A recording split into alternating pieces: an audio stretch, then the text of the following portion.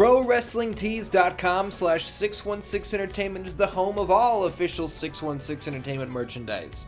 Pick up a shirt, you'll be glad you did. This video is also brought to you in part by the Patreon producers, without whom content like this would not be possible.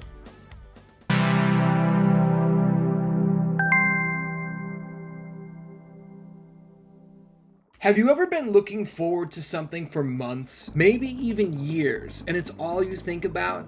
You could be at school or at work, hanging with your friends or walking the dog, but your mind is elsewhere. You're not living in the moment. You're not listening to the story your friend is telling. You're thinking about that game that was announced 2 years ago. That game that has had a couple trailers drop, each one looking better than the next. The hype level has reached a fever pitch, and there's nothing you want more than to finally get your hands on it and experience it for yourself. And then, one day, a headline catches your eye. The development team has dissolved or the publisher has backed out. Who knows what caused it? All you know is this: that game you had been looking forward to forever, the game you'd spent so much time daydreaming about, is gone. Cancelled. Never to be seen again. Your dreams of exploring that world or customizing that character are dead and buried. That feeling sucks, and we've all been there, unfortunately. That's exactly what we're going to focus on here today. By the way, my name is Ian. Hello everybody, and welcome to the 616 Entertainment channel. When we hit 75,000 subscribers, I put up a subscriber milestone poll, and you guys voted on the video you wanted to see. Cancelled games was the dominant winner, so here we are. I hope you're all ready to experience some Heartbreak all over again, or hell, maybe you've never even heard of some of these games. Either way, we're all going to learn a little something here today. Now let's get to it. I figured we should kick this off with one of the more disappointing cancellations, at least for me. I'm a gigantic fan of the Bioshock series. Both the 2007 original and 2013's Bioshock Infinite are in my top 5 of all time, so that should give you some idea of where I stand on the franchise. You may also know that I've been a big supporter of the PlayStation Vita literally since the day the console launched. I may have been one of the few people there on launch day to pick up a pre-order, but I was there, card-carrying resident of Vita Island, loud and proud. So when Ken Levine hit the stage at E3 2011, and he mentioned a new project that was extremely early even in the conceptual stages, you can only imagine how excited I was when he pulled a PlayStation Vita out of his back pocket, proclaiming it the home of this mysterious upcoming spin-off. My mind raced for weeks over the possibilities of a portable Bioshock title, and then, nothing. We never heard a damn thing. A year and a half after the game was announced, Ken Levine told IGN that the project's status was out of his hands, and that a deal still hadn't been reached between Take-Two and Sony over the game's development. If that's not a bad sign, I don't know what is.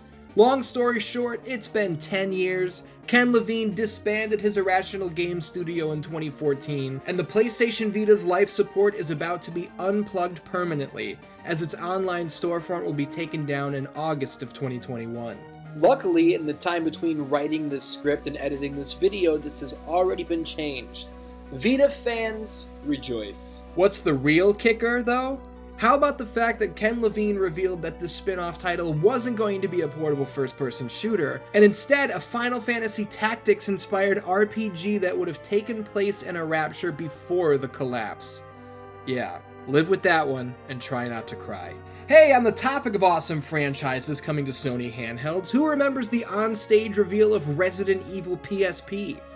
I wouldn't be surprised if you have zero recollection of this one, as it came and went faster than you can say, hey, I would have played that. This was E3 2009. The PSP was buried long ago, and all we ever really knew about this one is that it was being developed with the PSP Go in mind, at least according to Capcom's Chris Kramer. Because the PSP Go was such a big hit, right? Yeah, I had one, so what? This was another spin-off that would have strayed from the franchise's usual path and done something new. But hey, we'll never see it. Nice knowing you, Resident Evil PSP. How about we take a look at a game that, you know, at least existed in some form other than, hey, we're gonna make this, just be patient. Back in the mid-2000s, the now-defunct Factor 5, the developer most well known for their work on the Star Wars Rogue Squadron titles, were beyond excited to be in early development on a game which was codenamed Blue Steel. Blue Steel was an open-world Superman game for the PlayStation 3 and Xbox 360. And the team at Factor 5 even wanted to release a Wii version as well. Set in Metropolis, featuring enemies like Doomsday, Lex Luthor, and Brainiac, this was basically what I've been asking for my entire life. But hey, fuck me, right? Initially set for release in 2009 to coincide with the sequel to Superman Returns, the game fell into trouble fairly early on when, well, that sequel to Superman Returns was also cancelled. Warner Brothers were way less interested in funding a Superman game that wasn't going to be attached to a new film, and that was that. It's been 11 years since Blue Steel was cancelled, and we still haven't gotten a new Superman video game. But hey, who's counting, right? Somebody fucking kill me. I love Diablo. You know from earlier on that I love the PlayStation Vita. Was there a cancelled Diablo game that was scheduled for the Vita? No, not exactly. But Ruin is probably as close as we were ever going to get. Look at this. It's goddamn Diablo on the Vita. Ruin was being co-developed by Idle Minds and San Diego Studio. You know Idle Minds from their work on Cool Borders and Life is Strange, and San Diego Studio? Oh, they're nobody. Just the jabronis behind MLB The Show. Definitely not an extremely talented pair of teams coming together to create an awesome PS3 and Vita game that would allow you to pass your progress back and forth between consoles and create your own dungeons to challenge your friends with. No way. I'm sure this would have sucked, right? There's no way the gorgeous off-screen Vita gameplay from E3 2011 was indicative of the game's actual progress, right? Right? God damn, Dan, erase this one from my brain because it hurts. So why was Ruin, or as it was later renamed, Warrior's Lair, cancelled? No one's really sure. A quick statement was thrown out by Sony basically saying, yeah, it's dead, go get pre-order refunds or whatever. Christopher Floyd from Idle Minds told PushSquare.com in 2013 that he was under the impression that the game was just 3 months away from release when Sony pulled the plug. This one is a major stinger, to say the least. Ruin, or Warrior's Lair, may you rest in peace. Spin-offs are a dangerous game. Some spin-offs are great. They can take an established franchise in a new direction and even create new fans by trying new things. Other spin-offs suck and give their home franchise a black eye that lasts way too long. Mortal Kombat Shaolin Monks falls into the all-time greats category when it comes to the spin-off department. Being able to explore the legendary stages of Mortal Kombat 1 and 2 and kick the heads off of thousands of jobbers in Outworld was a dream come true. Seriously, this one reviewed like $1 million, sold quite well, and took damn near everyone who played it by surprise. And then, nothing else happened. How the hell do you create something so original, one of the most perfect examples of, oh, I didn't even know I wanted this, and then not follow up on it? Well, that's the thing. There was indeed a Shaolin Monks sequel in development. Mortal Kombat Fire and Ice, as it was codenamed, would have followed the two faces of the franchise, Scorpion and Sub-Zero, through their own adventure. Mortal Kombat's co-creator and head honcho Ed Boon told Game Informer that there was seemingly no way the project would have been finished in its given time or come in under budget, and it was quietly thrown away. A former employee of Midway Los Angeles told the Realm of Mortal Kombat in 2009 that shortly after he'd joined the studio, half the team was laid off, new management was brought in, and development of TNA Impact kicked off shortly after. MK Fire and Ice seemingly never progressed beyond a test level and a few pieces of concept art, which sucks beyond belief.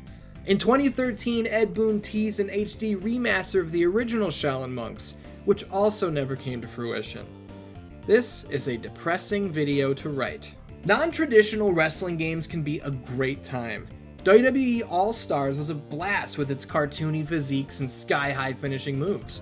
Saturday Night Slam Masters was basically Street Fighter in the squared circle. The list goes on and on.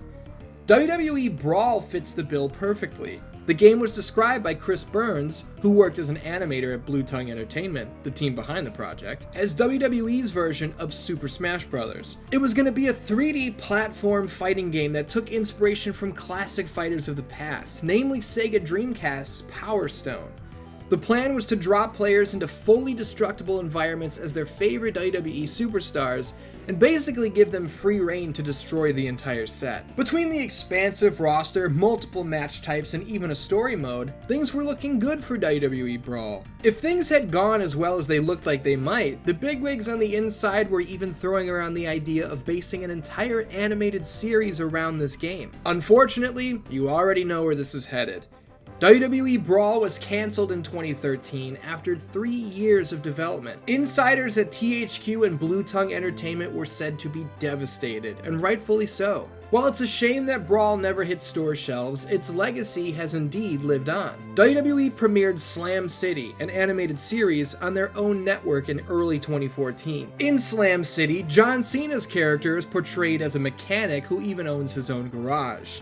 I'll let you take one guess at what Cena's character was up to in WWE Brawl. At least this story has a bit of a happy ending, right? Right? Double Helix Games, the studio behind Silent Hill: Homecoming, Front Mission Evolved, and more recently, Xbox One's Killer Instinct, were once tasked with developing a Justice League video game for the Xbox 360, PlayStation 3, and Nintendo Wii. You know how the DC movies were a major mess, and they barely established anything before jumping straight to a Justice League film? Well, the video game side of things was supposed to be way more organized. The Superman game we covered earlier was just one building block of this plan. Combine that with Batman Arkham Asylum from Rocksteady, the open-world Flash game that Bottle Rocket Entertainment was working on, and you've got a pretty damn good foundation for Double Helix's Justice League game. This title would have featured a story mode centered around Mongol putting together a team of DC villains, a tag team mechanic that would allow players to switch back and forth between two of their favorite characters, unlockable heroes and villains, a multiplayer versus mode, and much, much more.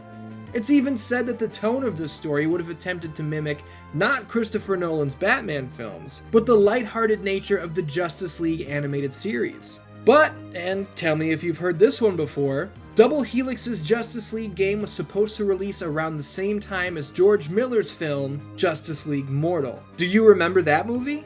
No, you don't, because it was also cancelled. And much like Factor 5's Superman game, once the theatrical release was off the table, so too was the video game. Thanks a lot, universe. I really appreciate the carrot of several of my favorite properties being dangled in front of me for decades with no completed video games in sight. That's really an awesome feeling. There are so many canceled games that I started to do research on, but I did not cover here. So if you enjoyed this video and want to see a sequel, let me know down in the comments. I didn't want to go the overkill route, you know? But you guys said you wanted a video on canceled games, and I hope I came through for you. You might be thinking, he didn't talk about Scalebound. He didn't talk about Mortal Kombat HD. Like I said, let me know if you want to see a sequel, and let me know what games you want to see in that sequel. Until next time, I love you. And I will see you later.